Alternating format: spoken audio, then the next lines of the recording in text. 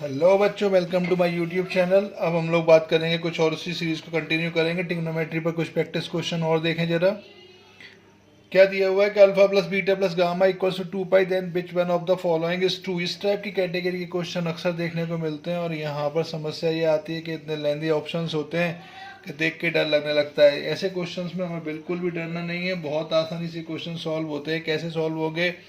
Alpha plus beta plus gamma 2 पाई, इस type के questions में ये कंडीशनल आइडेंटिटीज हैं।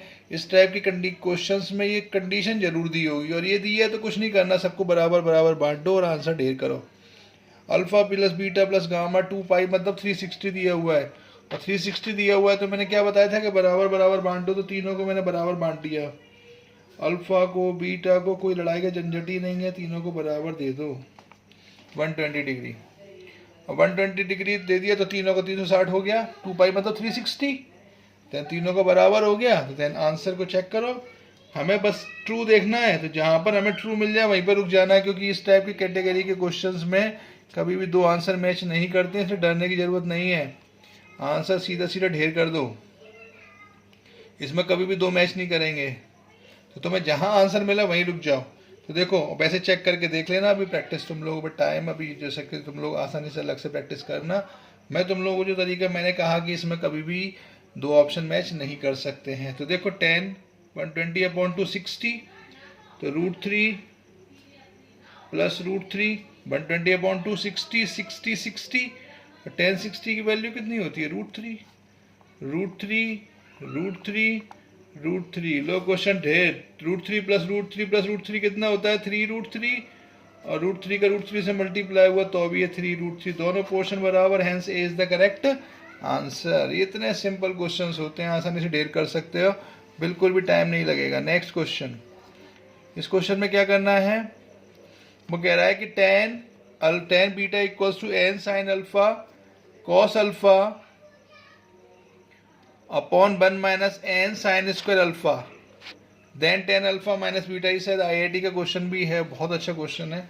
इसमें उसने कहा है कि तुम लोगों को tan अल्फा माइनस बीटा की वैल्यू बतानी है और इसमें ऑप्शन दिए n tan alpha, b n 1 minus tan alpha, 1 minus n tan alpha.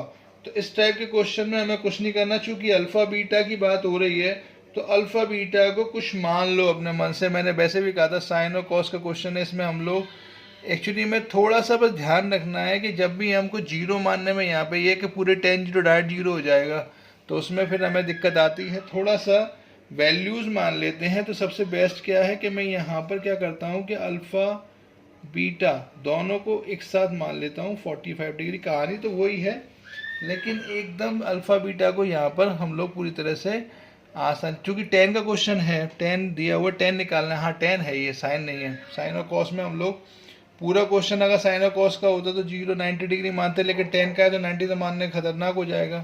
तो सबसे बेस्ट वैल्यू 10 के केस में सबसे बेस्ट वैल्यू 45 डिग्री, मैं बार बार बोल रहा हूँ, और वही माना करो।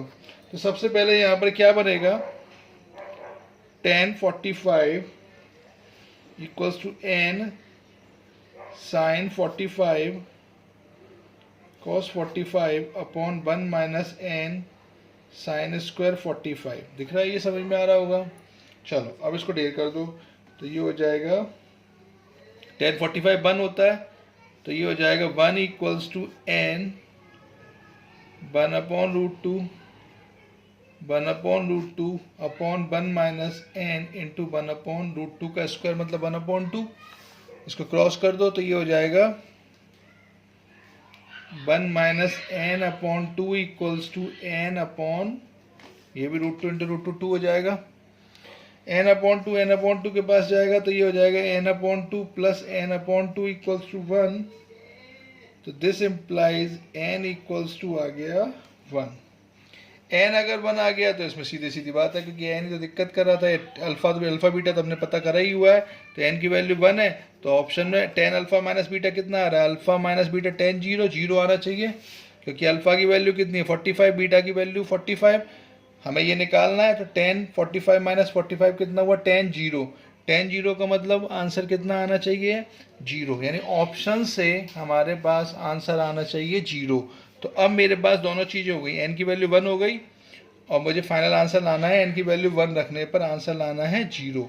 तो मैंने पहला ऑप्शन पकड़ा, 1 रखो। 1 इंटू 1045 कितना होता है 1। तो देखो ये गलत हो गया, बिकॉज मुझे आंसर तो 0 लाना है। बी पर आओ, 1 माइनस एन की वैल्यू 0, 1 माइनस 1 0, 10 0, अल्फा की वैल्यू 45, तो 0 इंटू 1 0, आंसर आ गया बॉम्बे। बॉम्बे में सी में देखो, 1 प्लस एन की वैल्यू 1 2, 2 इंटू 1 10 45 1, सी गलत। डी पर आओ, 2 प्लस 1 3, 3 10 45 1, 3 इंटू 1 3, तो ये भी गलत। तो देखो आंसर सिर्फ एक ही मैच करेगा और आंसर हुआ मेरा बॉम्बे। तो इस टाइप से मेरे समझ में लगता है, समझ में आ गया होगा। बहुत आसान से क्वेश्चंस हैं, सिर्फ तुम्हें खतरनाक से दिखाई देंगे लेकिन कर बहुत आसानी से सकते हो। एक क्वेश्चन और देखो जो मैं समझाना चाह रहा हूँ, थोड़ा समझो, थोड़ा सा फोकस करो। नहीं समझ में आया तो एक दो बार प्रैक्टिस करना, नहीं समझ में आया तो फिर मेरे से एक बार पूछ लेना, छोड़ना नहीं है। क्वेश्चंस मैं बहुत मेहनत से तुम लोगों के लिए देख पा रहा हूँ, समझ पा रहा हूँ कि इस टाइप के क्वेश्चन अगर आते हैं तो ये गेम चेंजर बनेंगे तुम लोगों के लिए। आसान पार्ट तो हर लड़का कर लेगा, गेम चेंजर तो यही क्वेश्चन होंगे। ये बनेगा cos theta plus cos phi equals to b. तो अब क्या करना है मुझे, यहाँ पर वो कह रहा है कि then tan of theta minus phi upon 2 की वैल्यू निकालनी है। ऑप्शंस दिए हैं A square plus B square upon 4 minus A square minus B square, 4 minus A square minus B square upon A square plus B square, A square plus B square upon 4 plus A square plus B square D. अब फिर से शुरू करें। सबसे पहले हमने क्या कहा कि मैंने कहा sine theta plus sine phi equals to A दिया है, cos theta plus cos phi equals to B दिया है, हमें tan theta minus phi upon 2 की वैल्यू निकालनी है। तो मैंने कहा 0 90 नहीं पकड़ेंगे हम लोग, सबसे अच्छी वैल्यू क्या लेंगे। तो मैंने कहा थीटा फाई को 45 डिग्री मान लो,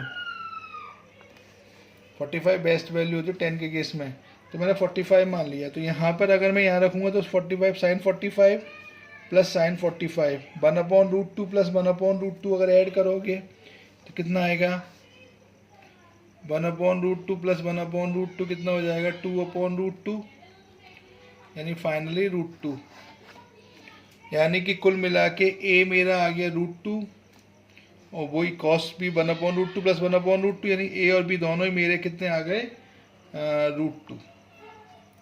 समझ में आ गया इतना वैल्यू निकालना। तो मुझे क्या निकालना है, टेन थीटा की वैल्यू 45, 45 माइनस 45 0 0 अपॉन कुछ भी 0, यानी आंसर मेरा 0 आना चाहिए। कब आना चाहिए, क्योंकि इसकी तो वैल्यू निकालनी है, तो जो वैल्यू निकालनी है उसको चेक करो। तो मैंने देखा कि इसकी वैल्यू तो 0, तो 0 आंसर में आना चाहिए, यानी ऑप्शन से मुझे रिजल्ट लाना है 0। कब, जब ए और बी की वैल्यू कितनी है √2। तो अब तुम लोग ये वैल्यूज़ को पुट करके चेक कर सकते हो। वैसे तो देखा जाए थोड़ा सा कैलकुलेशन है, मैं थोड़ा सा कैलकुलेशन चेक करके बता देता हूँ। एक ऑप्शन देखो जरा, ए ऑप्शन की बात करें, √2 का square 2 plus 2 upon 4 minus 2 minus 2, √2 का स्क्वायर 2 हो जाएगा ना, 4 माइनस 4 0, 0 अपॉन 0 का डिवाइड, 0 डिनोमिनेटर में कभी भी नहीं होना चाहिए, तो पहला ऑप्शन तो वैसे ही गलत हो गया। बी पर आ जाओ, बी ऑप्शन में देखो 4 माइनस टू अपॉन 2 प्लस 2, यानी 0 अपॉन कुछ भी, 0 अपॉन कुछ भी कितना देगा फाइनली मुझे, 0 अपॉन कुछ भी फाइनली कितना देगा 0, यानी b is the correct answer, because मुझे 0 ही तो लाना था। Tan theta minus phi, tan theta minus phi, theta phi की वैल्यू मैंने कितनी मानी है 45, 45 माइनस 45 0 0 अपॉन कुछ भी 0, टेन 0 की वैल्यू कितनी हुई 0, तो आंसर मेरा आना चाहिए था 0, और मैंने देखा बॉम्बे से मेरा आंसर करेक्ट आ रहा है 0, ए में तो जीरो पॉसिबल ही नहीं हो पा रहा, क्योंकि जीरो डिनोमिनेटर जीरो हो रहा है, डिनोमिनेटर कभी भी जीरो नहीं होना चाहिए, इसीलिए मेरा आंसर बनेगा b. B is the correct answer. तो आई थिंक ये क्वेश्चंस थोड़े बहुत प्रैक्टिस करें एक दो बार। देखो, जब भी हम कभी ट्रिकी अप्रोच लगाते हैं ये थोड़ा सा प्रैक्टिस मांगता है, लेकिन अगर एक बार इस पर कमांड हो जाए तो तुम लोग, ये मैं बता सकता हूँ कि 99% तुम लोगों के लिए हर क्वेश्चन आसान हो जाएगा। क्योंकि इसमें सबसे बड़ी खास बात ये होती है कि ये टाइम सेविंग ट्रिक्स है। अगर इस क्वेश्चन को सॉल्व करोगे तो ये sine theta plus sine c plus sine d का कॉन्सेप्ट लगेगा यहाँ पर, और यहाँ पर cos c plus cos d का। उसके बाद ये टेन बनाना पड़ेगा, और टेन माइनस में और प्लस में दो तरीके से बनता है। तो ये क्वेश्चन का फॉर्मेट बनाने के लिए तुम लोगों को बहुत मेहनत और प्रैक्टिस की जरूरत है। टाइम बहुत सबसे बड़ी प्रॉब्लम है, टाइम कंज्यूमिंग क्वेश्चंस होते हैं ये वाले। तो इस टाइप की कैटेगरी का कोई भी क्वेश्चन अगर आता है तो मैं समझता हूँ ये अप्रोच लगाना तुम लोगों के लिए बहुत काम का है।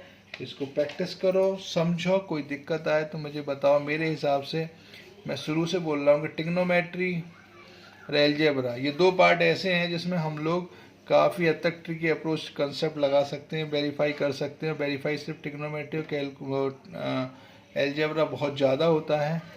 कैलकुलस 2D ये बहुत कम होता है, 3D वेक्टर भी ना के बराबर होता है, हल्का फुल्का होता है। 2D में से तो थोड़ा बहुत हो जाता है वेरीफाई।